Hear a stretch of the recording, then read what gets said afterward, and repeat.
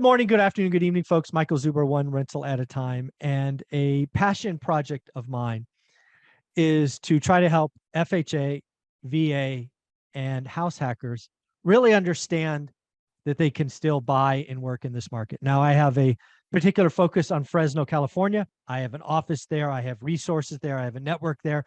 So my ability to help people in Fresno is far superior than anywhere else.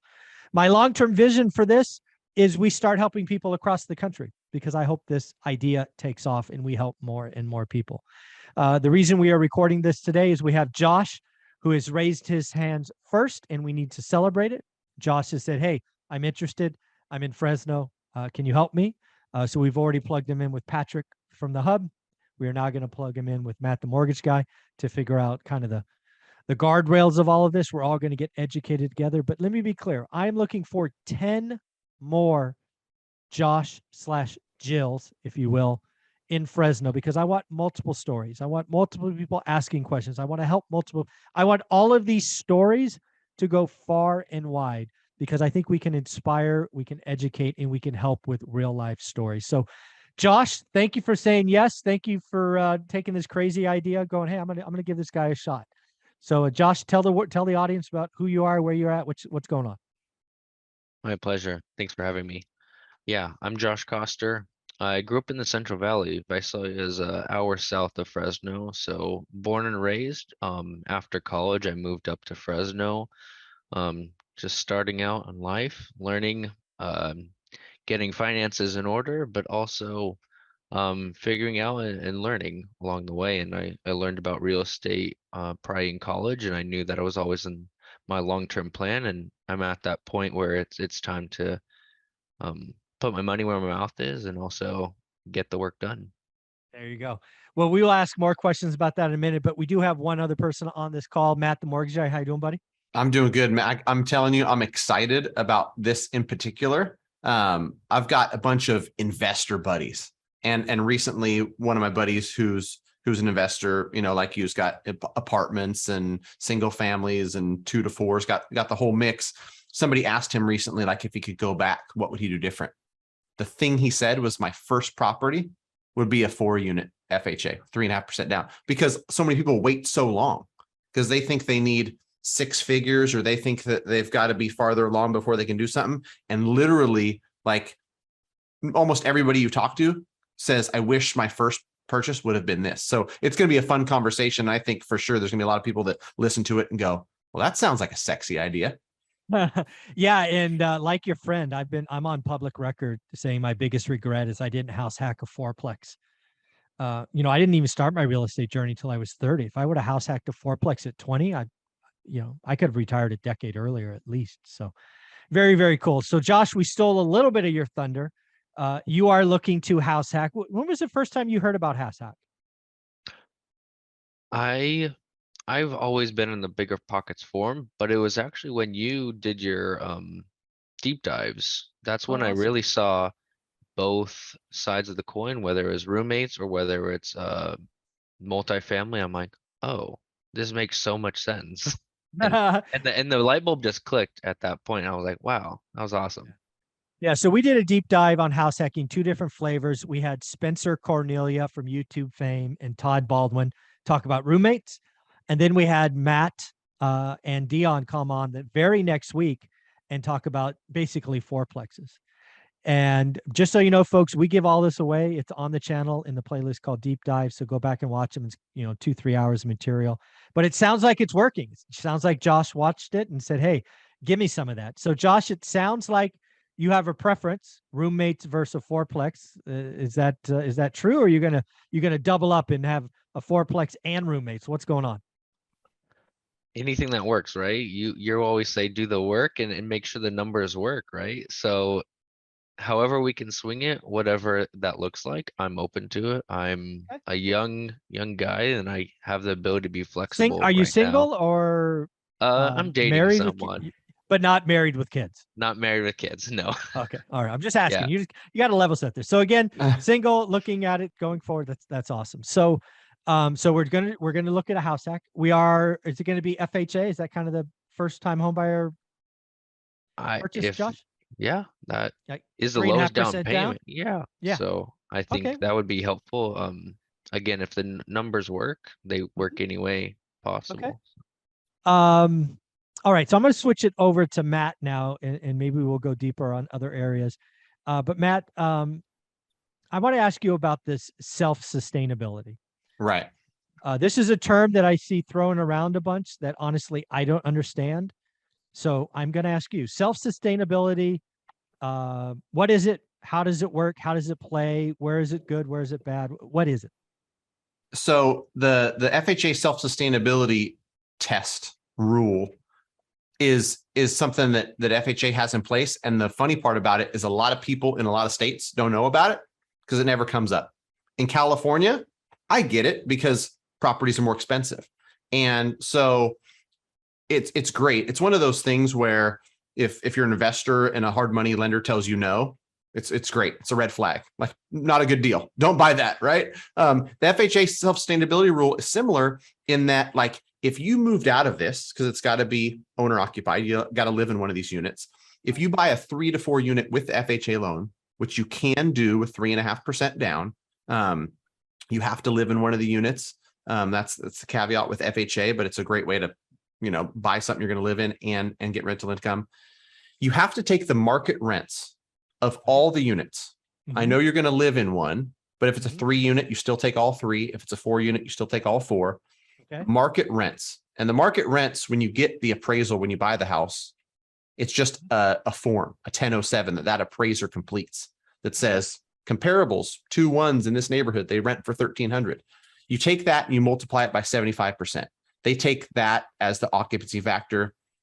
Hopefully you got a lot better occupancy factor than 75%, but they're going to be conservative.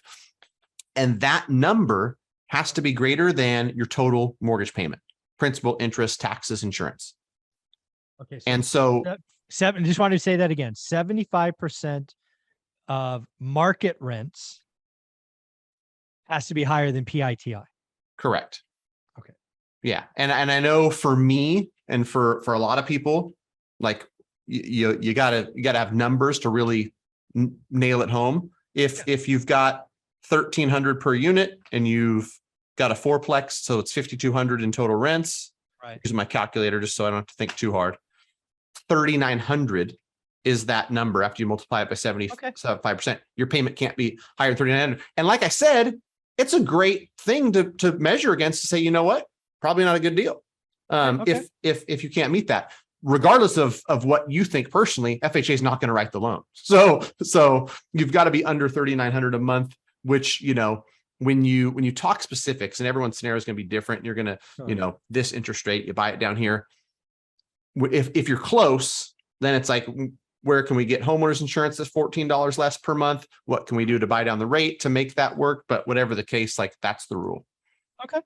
So this is, again, probably something that doesn't play in Mountain View, California, but I think it'll be interesting to watch what happens in Fresno, California. So let's play with this a little bit. So Josh has just started looking. So I'm going to answer some of these questions. And is the sustainability rule on here somewhere that we could check it? I didn't necessarily put a calculator on here. I wrote the language over here on the right where it says, market rents times 75%. Okay. So we can build it on the side there if we want. Right. Yeah, we'll build it out over here. So I want to test this out. So let's take that 600K 4-plex. Again, this is a fictitious 4-plex at the moment. So what I see you there is 3.5% down. So Josh, in this case, would need to bring 21 grand deposit plus closing costs and whatever. Let's call it $26,000. Yep. Okay. Look, if I scroll all the way down, you're probably pretty close. 28. Oh, look at 28. Okay. 28. Yeah. Assuming, some things that are probably high estimates. So you're probably spot on. So in this case, PITI is right there at 4462. Is that right? Correct. Yeah. And this, you know what we could do is we could go right below that and take 4462. And what would that be, divided by 75 to get the bigger number? Yeah, I think you're right. 4462 divided by 0.75 is going to give us, 5950 for, So basically what I hear you, so 4462 equals 5,900. So the fourplex would have to be gross rents of $8,000. No, For all- 6 grand, 6 grand. No, it would have to gross 8. 75% of 8 is 6. Do I not understand that correctly? Or did I already do the math? You already, well, yeah, you did it twice. So that 59 number is what we need the gross to be. So we need the gross to be, okay. yeah, 1,500 a unit. So we I get doubled up. 6,000 in total rents. Yeah, you try to double hit us, man. Don't do that. Don't do that. Yeah. So if at 600 grand, you've got a unit that rents $1,500 a door, Right. it's So a basically winner. basically that we just uncovered the 1% rule just in this fictitious example. Yeah. Right. So, Right. so if gross rents were anything less than 600 or $6,000, this gets a no from FHA. Right. And going through dozens of these scenarios, I can tell you, you start to mess with numbers, right? And then you say, well, what if I bought it for 585 and then the payment goes down to 4,350? Well, what if I put 10% down and now I'm 90% LTV? Now I'm down to 4098.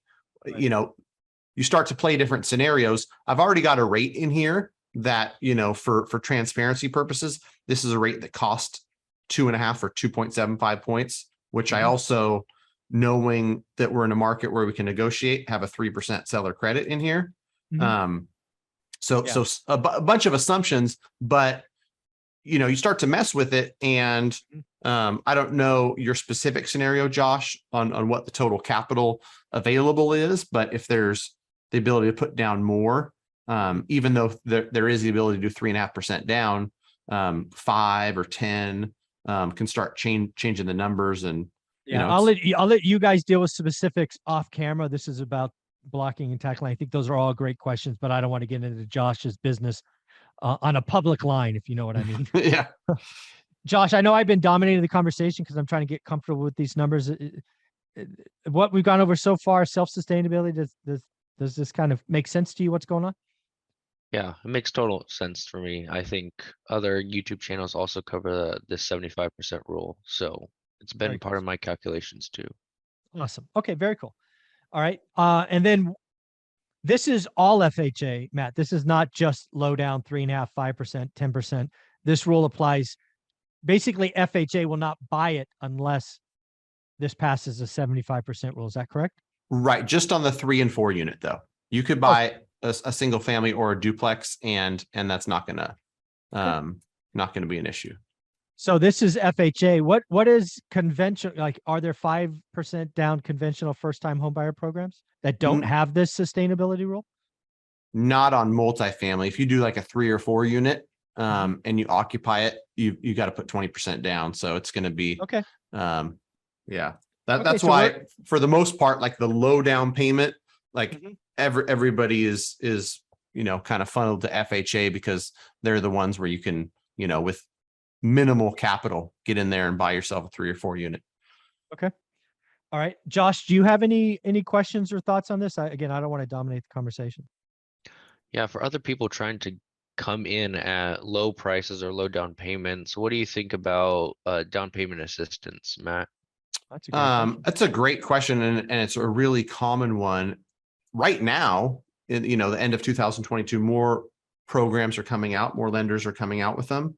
The thing that I would be careful and cognizant of, and this is conversations we have with clients every single day, is you're going to qualify for less because the debt to income ratio requirements are going to be more strict, and it's going to be a higher interest rate. Almost any program you look at with down payment assistance, they're factoring in that risk, and they're charging you more fees and a higher rate, usually both.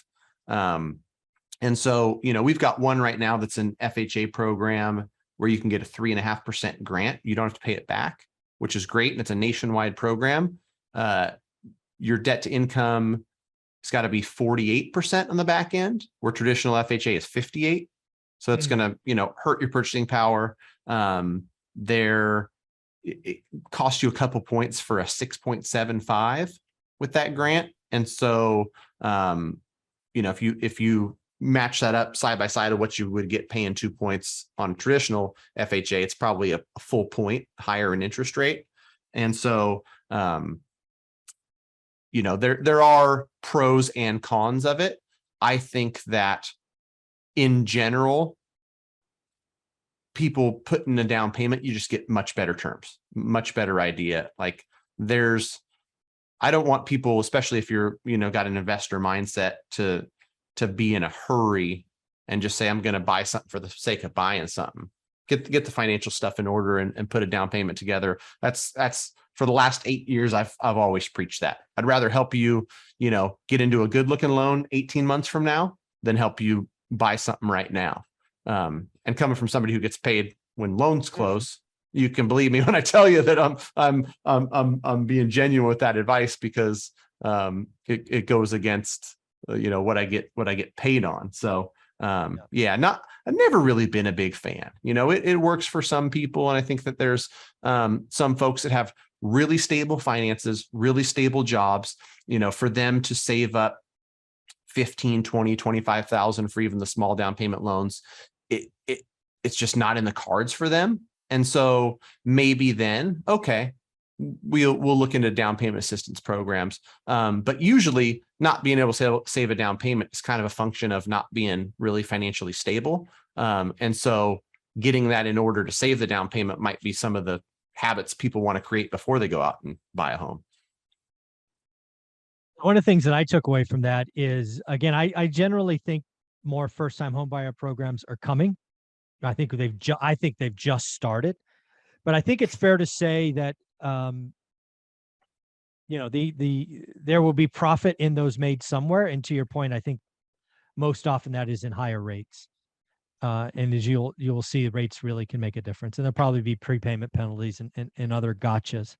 Yeah, and I think too, like for people that are, they see something, a lot of times it's the marketing department is what puts out the flyer, right? Yeah. It's not the helping homeowners and warm and fuzzy that's making the flyers. It's like, how do we get people to call us about this program? The ones that truly are, going to be, free money and handouts and not a for-profit business are going to be a really small bucket.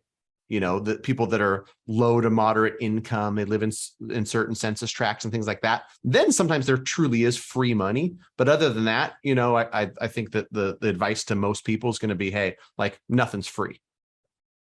Lenders operate for-profit businesses. And so, yeah, they're going to get you in fees and rate and whatnot. Not saying that it's something that nobody should look into or nobody would qualify for, but for the vast majority, I think there's better options.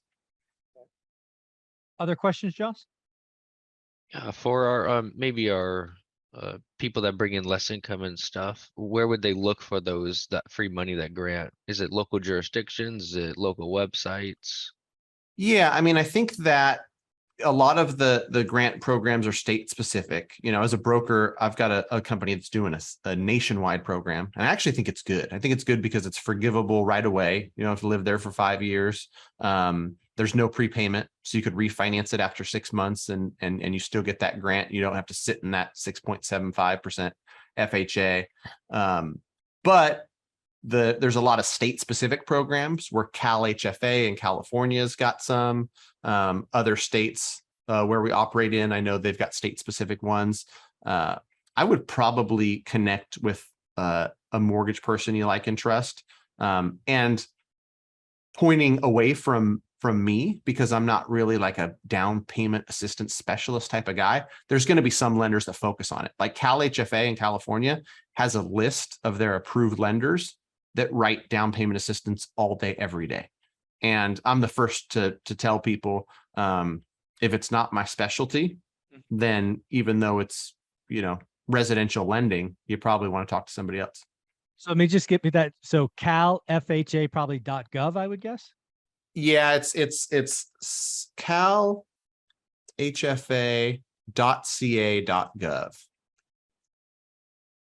CalHFA. Right. Housing Finance Agency. Got it. .ca.gov. I'll put that in the notes. Yeah. And again, for folks watching this across the country, that would have been my answer as well. Very state specific. I've seen a couple of national things, like there was this $8,000 credit on your taxes years ago. That may come back. Who knows? It wouldn't shock me if it came back, but that'll be at the national level. Generally speaking, they're handled at the state, very rarely municipality, but I would definitely look at the state level. So good news, Josh. If that's of interest, we have calhfa.ca.gov that we can poke around. And maybe if somebody's watching and you're a part of that program, reach out to me. I would love to interview you, help more and more folks. So that's very, very cool. Yeah, and I was going to ask too, just because, you know, you guys both know Fresno better than I do. And I know, Josh, that it's like, oh, I might buy a single family and rent out 3 rooms. I might buy a fourplex. What are some numbers, just to kind of chat numbers? Because I love me some numbers. What would a 4-bedroom house cost? And then what could you get each roommate to pay if you say rented out 3 rooms on a 4-bedroom house? Josh, have you looked around enough to give a guess on that? I've done my buy box in 93726, yeah, which is right south of Fresno. I know 26. Yeah, I know Yeah, 26. so, and I kind of played with it, renting to college students, or because that's, I guess, the most stable one. And I've seen rooms, studios, 1-1s are going for 1,000, and then 2-1s go for about 700 to 800 in the surrounding student living.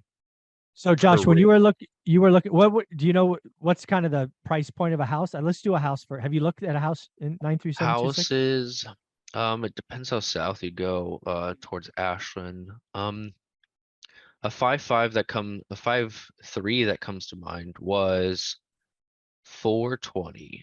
All right, so let's put I that down. believe. Let's say 420 grand. So this is a 5-bedroom, 3-bath house. This is very much Spencer and Todd's kind of, if you're going to look for a deep dive, this is the roommate edition. So you got that, Matt? 420? 420. Yeah, I'll put this screen back up. We can all look at it. Now, Josh, are you going to live in the master suite? That depends on that. Okay. I know you could get more rent for the master suite, of Yeah, course. so Let's say no. Okay. So a 5.3, you're going to have at least one master suite. So let's assume that's going to be kind of 750. You'll have 3 other bedrooms. Let's call that 500. So we're 2250, and Josh lives in one of the kids' bedrooms. Okay. And really, like, it's going to be that inexpensive for somebody to rent a room, 500 and 750? I don't know. I'm just playing with it. I have never done. Again, I'm out of my depths. This is why I need the questions. This is why we're gonna dig. I'm figuring out what I don't know as I help Josh and then help others. Yeah, I mean, I think this is cool conversation. It makes you want to turn back the clock and then go back and do it, right? You know what? You guys want to hear a funny story? Is I didn't even know I was house hacking. My wife and I, before we were married, October of 2006, bought a house in Sacramento, and you know, for anybody who's upset about current rates, my first was 6.75, my second was 12%. Both were adjustable. So total payment was $2,700 for a $345,000 purchase. And she had a friend and I had a friend, and 450 and 450. They each lived in one of the bedrooms in this 3-bedroom house. And so we house hacked and not even knowing what it was. And one more side note, and then we'll kind of look at this scenario.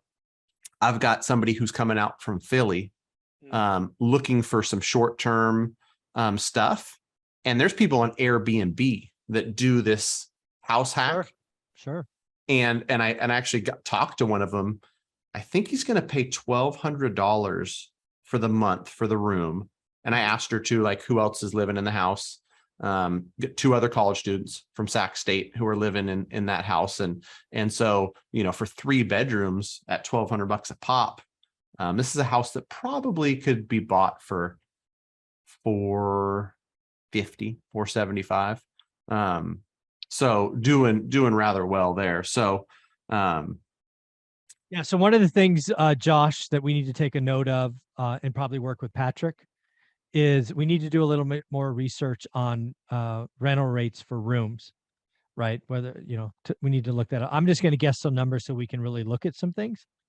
But that's something we can double click on, obviously, as we go forward. So let's see. On this too, just for an idea, 420 purchase price. We bought the rate down to 5375, and the goal would be to get the seller to pay that buy down. Taxes, insurance, everything all in 3123.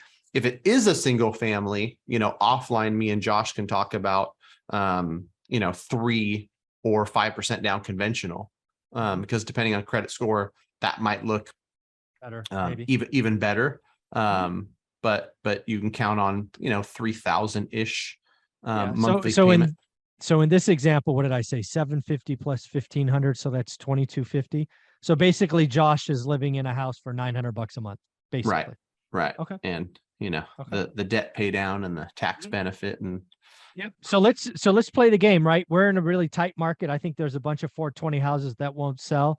Let's say that Josh found a motivated seller, and let's say he got it for $399. Let's just play. How much better does it get? $2,967. Couple $100. Okay. Yeah.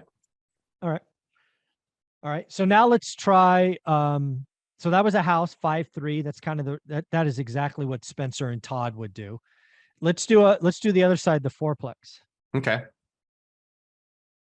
So let's talk about that Clovis fourplex. I think Patrick talked to me about the other day. I think it's 600 grand. Let's say we get it for 575. Sorry. Because I think again, as Josh knows, we don't pay list price, right, Josh? Never. We don't pay list price. We will just write another offer. All right. So say what if list price is really aggressive, guys? We have a world. Well, again, that might change next year, but today we live in a world of wish pricing. Yeah, I know. I've seen some smart sellers that everyone's listed at 575 to 600, and they go, I want to sell in the next 2 weeks, and they go right to 499. Now that's a smart seller, right? Where 499 is probably a smoking deal, but yeah, I think I was just seller who has margin and is motivated. Right? That's not everybody. All right, so we'll say 575 again. We come here now. We do have the 75% rule because again, the FHA can say no. So we have to divide 4276 by 0.75 for the sustainability. Yeah. And then what does that get to? Like 5,800 ish? Probably. Okay. 57. So that's all 4 units. So Josh, do you remember what that Clovis configuration was? Because I don't. Was it 2 2s and 2 1s? I can't recall right now. Let's just play with it. Let's say it's 2 2s in Clovis. Let's say Josh, or actually we're gonna do all of them. So 2 2s in Clovis, 2 1s, excuse me, 2 1s, 2 bedroom, 1 bath. Probably gonna be, gosh, 1,400 maybe, depending on 1375 is the magic number to get it to it to qualify with the self-sustainability rules. And again, that is market rents as done by the appraiser on this 1007 thing. Not actual rents, not like signed leases. It's an appraiser saying what market rents are. Correct. Okay. All right. Yeah. So in that case, like that passes self-sustainability. And then, if your payment on that 575 all in is 4278 and you're getting $1,400 a door, quick math is that the gross is going to be 4,200. On the 3, yeah. Yeah, but I think that it's smart to let everybody know that it's not that rosy, right? There's going to be some costs. There's going to be vacancy and that other stuff. Do you have a calculator, Mike, that folks use for vacancy and CapEx and things like that? It's going to be a little different. Well, yeah, I think CapEx and OpEx is going to always be 10%. You're not going to have property management. Very likely Josh, I'm guessing you're self-managing? Yes. I don't want to speak for you. Yeah. That's what I would do. Yeah. So you would definitely have a reserve, probably 10% to be safe. Yeah. You just want to make sure and probably have a reserve for capital as well. Who knows what condition? A lot of that will be on the condition you get it in, right? Is it a fixer as is? Is it turnkey? There's some things that you can get based on it.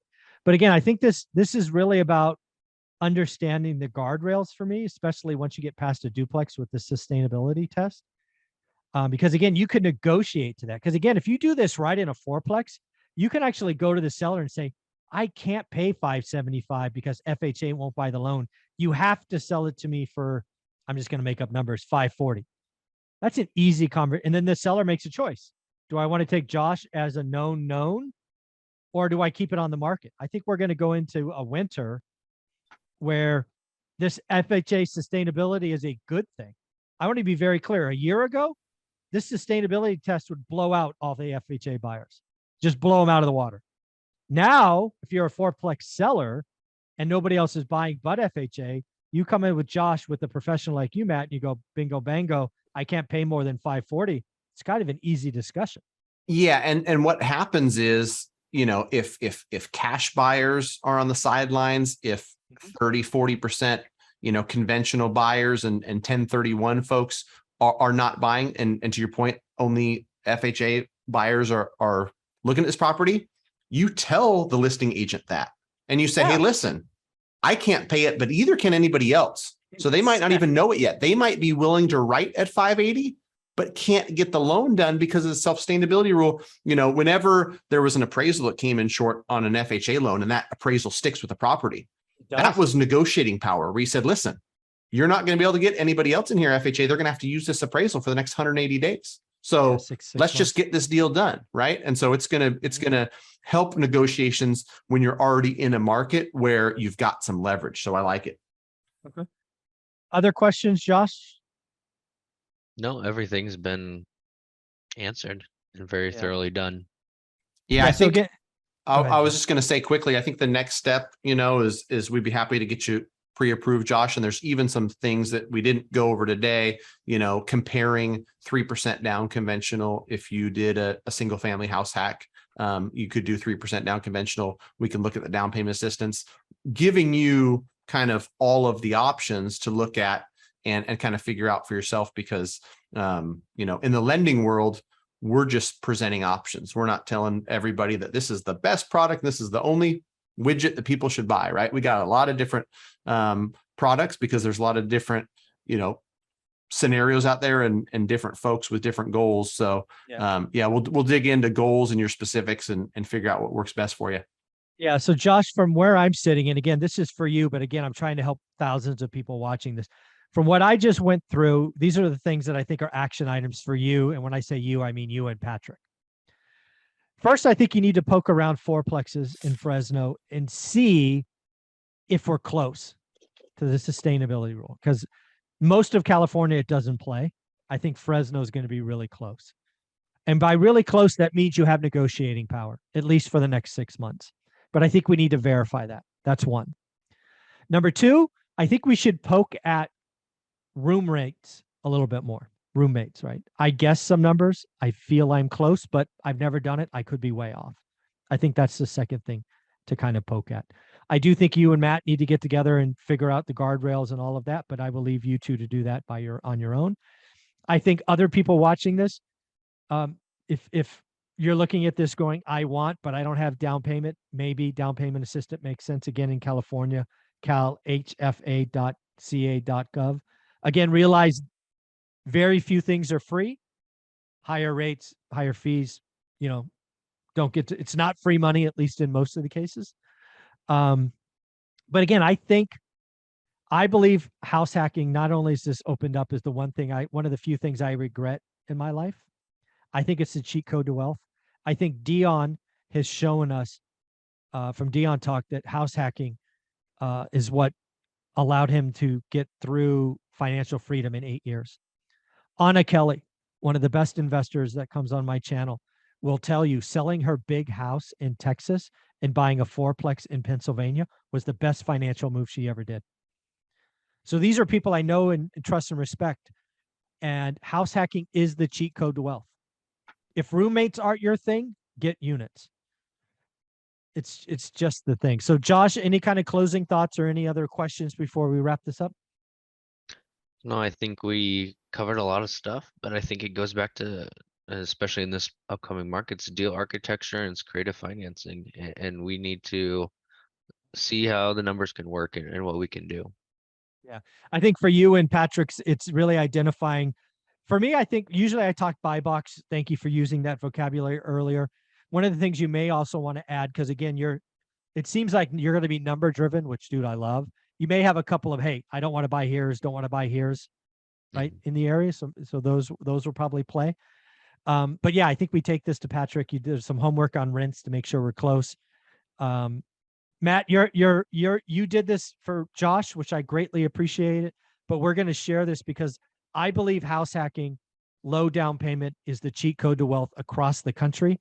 If you are in Fresno and you want to be the next Josh or Jill, ask questions, do all of this, please reach out to me. I want to do this another dozen times. I'm not a part of any commission structure. None of this stuff is, I'm not getting paid on any of this stuff. This is really to help and push people. I guess I'm getting paid a click. Let me be clear. I do get a penny. I get a penny if you watch the video. I mean, the real payment, Mike, is like seeing someone's eyes light up and seeing the magic in these things. While it's cool to look at it and say, hey, you're going to buy a fourplex, and in a housing market and in an economy where rents are high, mortgages is high, affordability is an issue, you're going to live for $600 or $700 a month or whatever the number is. That's cool, Mike. But you know what's even cooler? Looking back 3, 5, 10 years and saying, oh, by the way, when I owed $422, I refinanced conventional down to 5%, no more mortgage insurance. So now my mortgage payment is $36. And oh, by the way, after a decade, they're now $1,850 per unit. And then you start seeing these. I've got these little fourplexes that I own that I paid $270 and $330 for. At the time, they weren't home runs. Over time, I look back and I go, holy crap, I can go on vacation every single month from those 2 little fourplexes that I bought in 2019. That's pretty cool. That's only been 3 years, right? Yeah. Imagine, and that's the thing too that people should understand. I think Josh has got the right mindset. He's thinking about wealth building over time. A decade or 2 later, you are going to look back and say, thank you, 2022, Josh. Thank you for doing the work. Thanks for buying this, whether it's December of 22 or it's February of 23, whenever the time is, your future self is going to thank you. And whether it's appreciation, whether it's cash flow, maybe both, it's going to be something that you look back on and go, man, I'm glad I did that. Yeah, couldn't agree more. Folks, I hope this helped you. I hope you got some questions answered. House hacking is the cheat code to wealth. If you could do it either with roommates like Spencer and Todd or with units like Dion and Matt. Folks, I look forward to seeing where this goes. Josh, I think we will get back together again in 45, 60 days when we got some of these questions answered. We'll see what's what. Thank you so much for being willing to do this. It means a lot. Well, it means a lot that you guys are willing to help. I appreciate it. This is fun. Love it. Thanks, guys.